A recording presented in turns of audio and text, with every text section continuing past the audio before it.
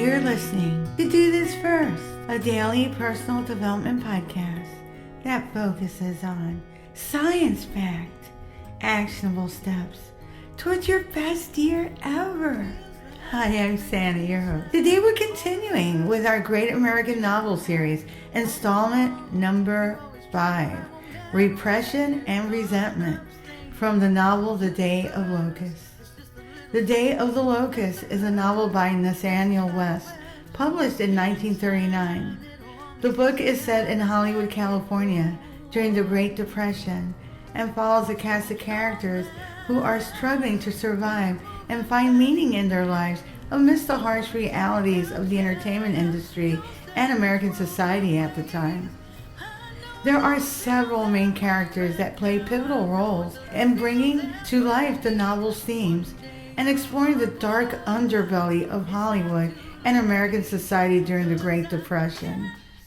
Here's some of the main characters and their purposes, and just a brief overview of the general plot. So there's Todd Hackett. Todd is a young artist who moves to Hollywood with dreams of becoming a set designer in the film industry. He serves as the novel's primary protagonist and provides a lens through which we can observe the superficiality and disillusionment and decay of Hollywood. And then there's Faye Greener. Faye is a beautiful but manipulative budding actress whose presence drives much of the novel's plot. She represents the pursuit of fame and success in Hollywood, often at the expense of genuine human connection and morality. And then there's Homer Simpson. No, not that Homer Simpson. Homer is a middle-aged accountant who becomes infatuated with Faye. His character embodies the themes of unrequited desire and the longing for connection and meaning in a world of illusions. And then there's Harry Greener, Faye's father.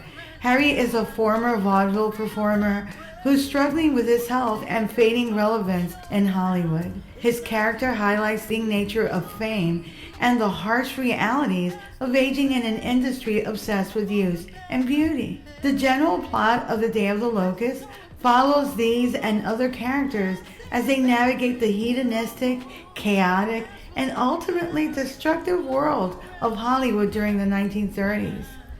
As they interact and intersect with one another, their hopes, desires, and frustrations converge in a climax of violence and turmoil. Pent-up anger, disillusionment, and despair erupts beneath the surface of Hollywood's glitzy facade. Through the experiences of these characters, the novel explores themes of alienation, disillusionment, and the pursuit of fame, the emptiness of consumer culture, and the dehumanizing effects of an industry built on exploitation and illusion. The Day of the Locust highlights the dark undercurrents of the American dream, painting a bleak portrait of a world where dreams are crushed, souls are corrupted, and violence simmers just beneath the surface. Other themes present in the novel are cynicism and despair. West's novel is characterized by a sense of despair and nihilism, capturing the bleakness and futility felt by many of the characters who are trapped in a world of superficiality and shallowness. Violence and destruction, as the title suggests, the novel builds towards a climax of violence and destruction, symbolizing the pent-up rage and frustration of the characters and the explosive consequences of their unfulfilled desire and thwarted ambitions. The dehumanizing effects of Hollywood is critiqued by West in this novel, the commodification of individuals, portraying Hollywood as a place that chews people up and spits them out, leaving behind broken dreams and shattered lives. And you can really insert like almost any industry does the same thing. Alienation and isolation is also a theme. The characters in the novel experience profound feelings of alienation and isolation, struggling to connect with others in a world that often feels cold, impersonal, and indifferent to their struggles and suffering. Satire and social commentary is also used. Through dark humor, The Day of the Locust offers a sharp critique of the excesses, superficiality, and moral decay prevalent in Hollywood and the entertainment industry. One theme, though, I'd like to zero in on is the destructive power of unresolved emotions. In the Day of the Locust, the theme of unresolved emotions leads to destructive outcomes. It's poignantly portrayed through the character arcs and the explosive climax of the novel. One pivotal event that exemplifies this theme is the tumultuous ending at the Hollywood premiere. Todd Hackett, overwhelmed by his unrequited love for Faye, witnesses the chaotic spectacle at the premiere where an enraged mob forms, embodying the pent-up anger and disillusionment of the marginalized and disenchanted individuals in Hollywood. The eruption of violence and destruction in this scene serves as a culmination of repressed emotions, unfulfilled desires, and simmering resentment bubbling to the surface, showcasing the devastating consequences of failing to address these underlying issues. Additionally, the character of Homer Simpson exemplifies the dangers of unprocessed emotions. Homer's infatuation with Faye Greener, coupled with his inability to confront his feelings and communicate effectively, ultimately leads to a tragic and violent confrontation that echoes the overarching theme of the destructive power of unresolved emotions. The sciences, particularly psychology and neuroscience, provide insights into the negative effects of suppressing emotions and harboring resentment. Research indicates that repressing emotions and holding on to resentment can have detrimental consequences on mental and physical well-being. When we suppress our feelings, our emotions can increase stress, anxiety, depression, and even manifest physical health issues like high blood pressure and weakened immune systems.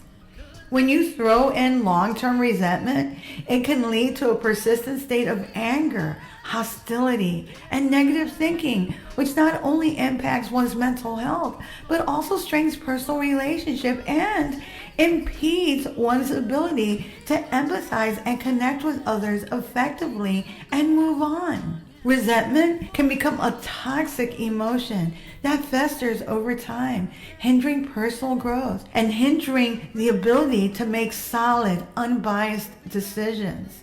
Even more concerning is that it can perpetuate a cycle of bitterness and dissatisfaction, no matter how much you accomplish in this world. Some people can hide their feelings to where it is almost undetectable, but it eventually comes out in the form of sarcasm or a persistent contrarian attitude.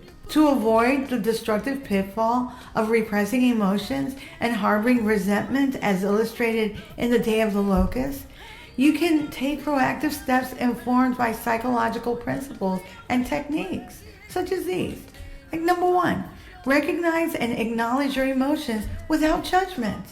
Identifying and labeling your feelings can help you process them more effectively and prevent them from being suppressed or ignored. Number 2, express emotions constructively.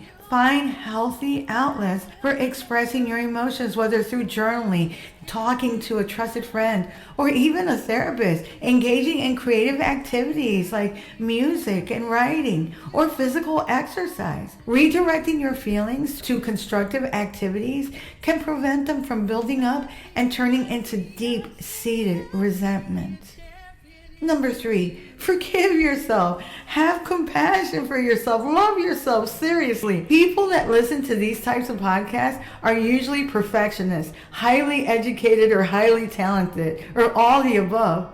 We're also the hardest on ourselves. Be kind to yourself. The past is the past. Move on. Make the rest of your life the best of your life. Cultivate a mindset of forgiveness towards yourself and others.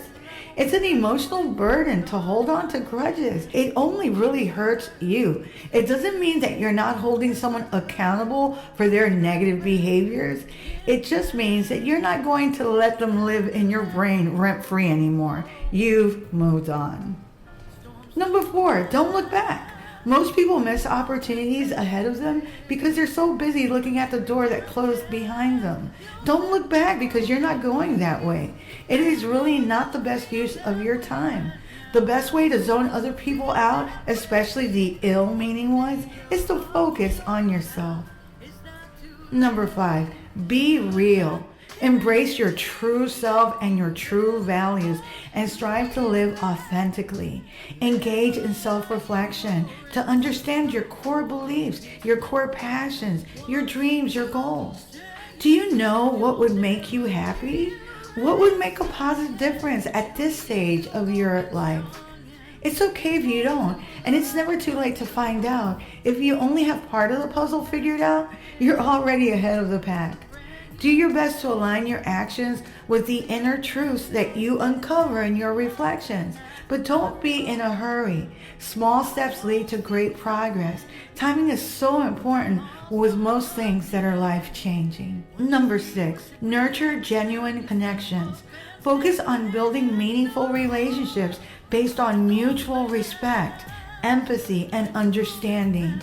Prioritize quality over quantity in your interactions and invest time and effort in creating deep connections with others that go beyond surface level engagements. Number 7, be a better you. Prioritize personal growth and self-improvement by setting meaningful goals, by cultivating new skills, and engaging in activities that set you on a path of self-discovery and self-expression. Expand your horizons and deepen your understanding of yourself and the world around you. Number 8, seek meaning and purpose. Explore and define your values and passions and your purpose in life. Align your actions and choices with what truly matters to you, and seek experiences that bring fulfillment, meaning, and a sense of purpose beyond material possession or external validation.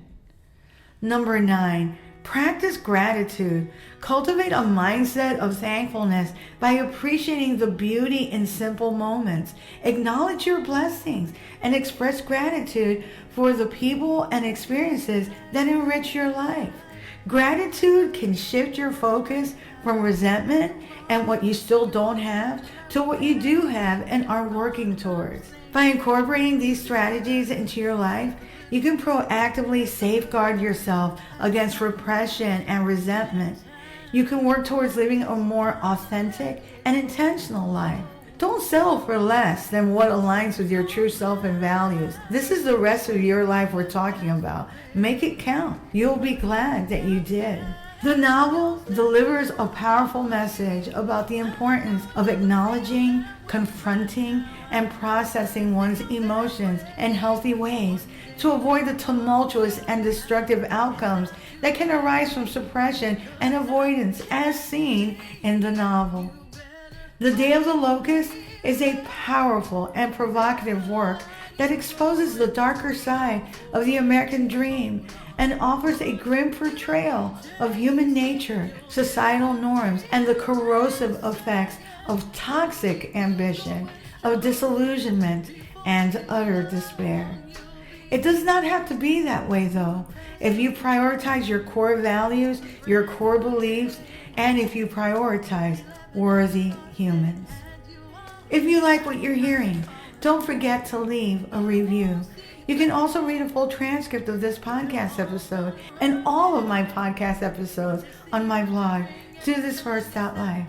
You can also subscribe to my YouTube channel at Do This First. I've been trying to get to 10,000, and right now I'm at 4.22. So it's getting up there, and thank you very much. I'll continue to update the amount on each episode. You can also sign up for my new weekly newsletter, which will help you get your week started on a positive note, and updates on coaching, books, merch, and my public speaking engagements as they become available. Tomorrow, we'll continue with our series, Life Lessons from the Great American Novel, with installment number 6. Till tomorrow. Moving past the